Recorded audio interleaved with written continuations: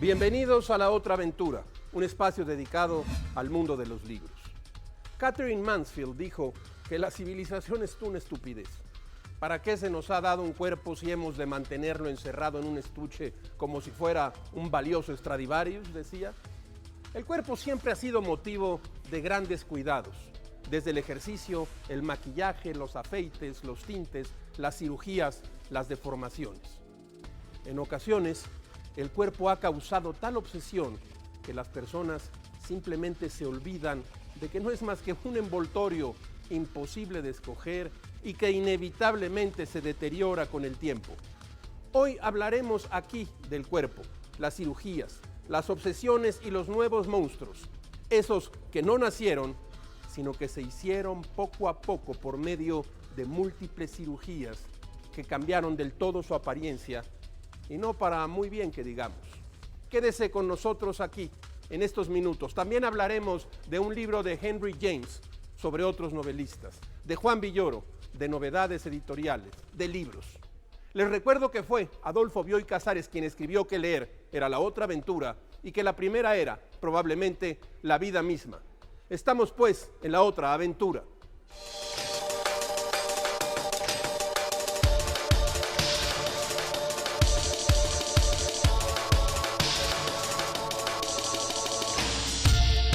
La Cifra Editorial publicó hace algún tiempo 2 libros de estudios culturales sobre la concepción del cuerpo humano y la cirugía estética.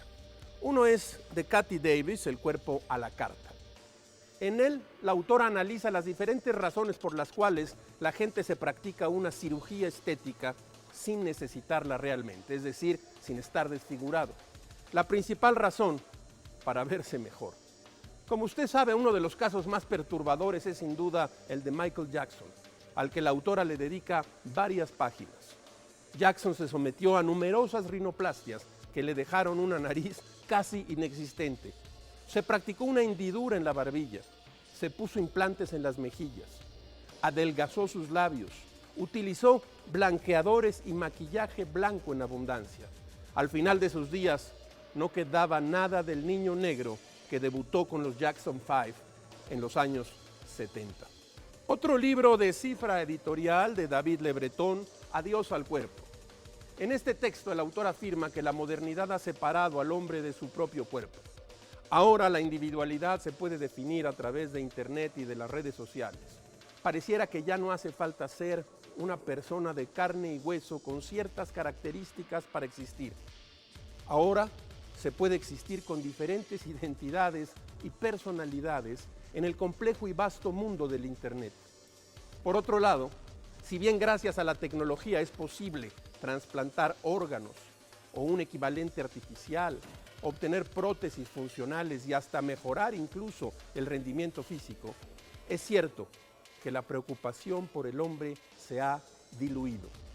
La ciencia se preocupa más por la máquina humana que por las personas como individuos. Y por si fuera poco, se ha desarrollado una fuerte inclinación al consumo de productos y elementos que ayudan a transformar el cuerpo.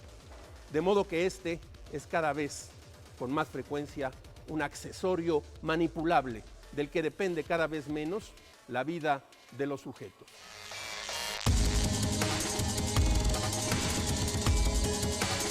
Dentro del mundo del arte, el cuerpo también ha sido manipulado como representación. Uno de los casos más famosos es el de la francesa Orlan, cuyo verdadero nombre es Mireille Suzanne Frances Porte, nacida en 1947 en Francia. Inició su actividad artística con videos, performance y fotografías de ella misma, usando su cuerpo como objeto de arte. Fue en 1990 que inició un proyecto radical titulado La reencarnación de Santa Orlan, que consistió en una serie de cirugías plásticas para transformarse en personajes de pinturas y esculturas famosas. Las operaciones fueron grabadas y en los casos en que fue posible, Orlan solo recibió anestesia local, de modo que podía platicar de su proyecto mientras se realizaba la cirugía. Además, dentro de la sala de cirugía se llevaba a cabo danza, música y poesía. Estas piezas, por llamarlas de algún modo, se exhibieron en varios museos, así como fotografías en las que Orlán aparece caracterizada como el personaje deseado. Orlán escogió voluntariamente la mutilación y el dolor para mostrar un proceso, para algunos aterrador, de transformación. Orlán es sujeto y objeto, actriz y directora, paciente y cirujana. Pero, ¿será el masoquismo un componente del arte o se trata de una psicopatología ilustrada? ¿Usted qué piensa? En este breve espacio, La Otra Aventura ofrece una semblanza de bolsillo de un escritor mexicano, con un requisito, que sea una propuesta de gusto e intente establecer un canon. Acaba de publicarse un libro importante que es en sí mismo una semblanza, Espejo Retrovisor de Juan Villoro, publicado por Seix Barral. Se trata de una antología de 30 años de trabajo literario y periodístico dividido en dos grandes géneros, cuentos y crónicas. Los textos más antiguos, cuenta Villoro, Pegaso de Neón y Espejo Retrovisor, precisamente, pertenecen a Albercas, publicado en 1985. Los más recientes, Confianza y Forward Kyoto, fueron escritos en 2010. ¿Qué hay, pues, en este libro? En efecto, hay una unidad de tono, una textura narrativa que cambia lentamente en el tiempo mientras se vuelve sólida. Pero además, tendrá usted la evolución de un cuentista de raza, de un cronista rápido, diestro, inteligente. Más allá del presente, un caso acabado de Graham Greene, publicado por RBA Libros, es una historia del prestigiado arquitecto Kerry que decide enterrarse en vida en un hospital de leprosos en el Congo Central. El protagonista de la novela está hastiado del mundo, del amor, de las mujeres y de su propio éxito que cree inmerecido. Conforme se desarrolla la historia, conocemos entonces el pasado de Kerry y sabemos cómo conocen ese leprosario al cura superior, al médico en jefe y al leproso Leo Gratias, que se convertirá en su sirviente. Cada uno tiene un modo particular de afrontar la vida, la enfermedad y la muerte. La perdición de este hombre será una mentira disfrazada de mujer. Seguramente circula todavía por ahí este libro. Si lo encuentra, no duden en llevárselo. Un gran escritor, Graham Greene. De la mesa de novedades tomemos Andar y Ver, segundo cuaderno de Jesús Silva Herzog Márquez, publicado por Pértiga, la UNAM y El Equilibrista. Usted conoce a Silva Herzog como uno de los articulistas de referencia de la vida pública, pero además es un hombre culto de aficiones literarias y prosa clara, cazador de refinamientos poéticos, musicales, prosísticos. Encuéntrese con este comentarista crítico e inteligente. El taller de no ficción de Bruno Piché, publicado por Libros Magenta y Conaculta. Los españoles le han llamado autoficción. Entre nosotros, ensayo personal, crónica, relato. Piché ha reunido en este libro un conjunto de textos capaces de revelar la vida diaria, la salud, las series de televisión, los libros. Breve historia de mi vida laboral. Mi páncreas y su devastador amor por Johnny. Nada que temer ni que aborrecer en Las Vegas proponen no una forma de hacer crónica, sino de escribir relatos sin más adjetivos que la calidad y la imaginación. El taller de no ficción de Bruno Piché. Novelistas de Henry James.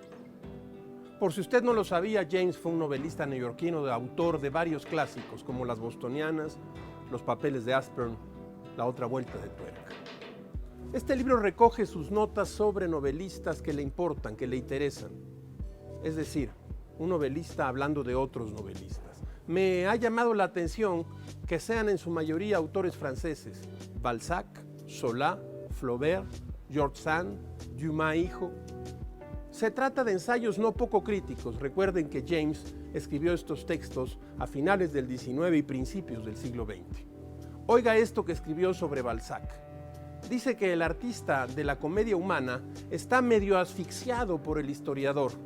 A pesar de todo, también forma parte de este argumento, dice James, la cuestión de si el historiador no puede también ser un artista, en cuyo caso la desgracia de Balzac parecería haber perdido toda justificación. La respuesta, dice James, es que el cronista, aunque sea filosófico, se rige por una ley y el creador por otra. Un escritor digno de ese nombre debe describir el sufrimiento de los demás, no lo que ve en el espejo. ¿Ha visto mis miserias? Todos mis proyectos. Nadie ha hecho todavía el cálculo de las fortunas que han perdido los protagonistas de las novelas de Balzac. Pero es un hecho que la cifra podría cimbrar el índice Dow Jones de la Bolsa de Valores de Nueva York. Una suma escalofriante, solo inferior a otras cifras balzacianas de dar miedo. 90 y tantas novelas salidas de la imaginación de un escritor capaz de trabajar 15 horas diarias y tomarse 30 tazas de café. Más de 2.500 personajes arrastrando sus vidas en el interior de esa catedral que se conoce como la comedia humana. Con la diferencia de que las grandes catedrales se construyeron en 300 años y la balzaciana se levantó en menos de 30. Una breve eternidad de escritura febril. Esta es la hazaña que produjo esa historia de la fabulación llamada Honor de Balzac. Todo va a la basura. ¿Libros a la basura? La obra de Balzac es acaso sobre sus virtudes y defectos la historia del dinero, la historia triste del dinero y el amor. Los personajes de Balzac mueren torturados por el sueño de la fortuna imposible, devastados por las deudas y por los acreedores. Por dinero sus vidas se acercan a la felicidad, por dinero se hunden en la desdicha, por dinero traicionan, pactan con el diablo, se enamoran, se suicidan, acceden a la fama, construyen reputaciones o agonizan pensando en los destellos avaros de una herencia. Nunca antes en la historia de la literatura, un escritor se entregó con tanta pasión al estudio del dinero, una afinidad y una aversión.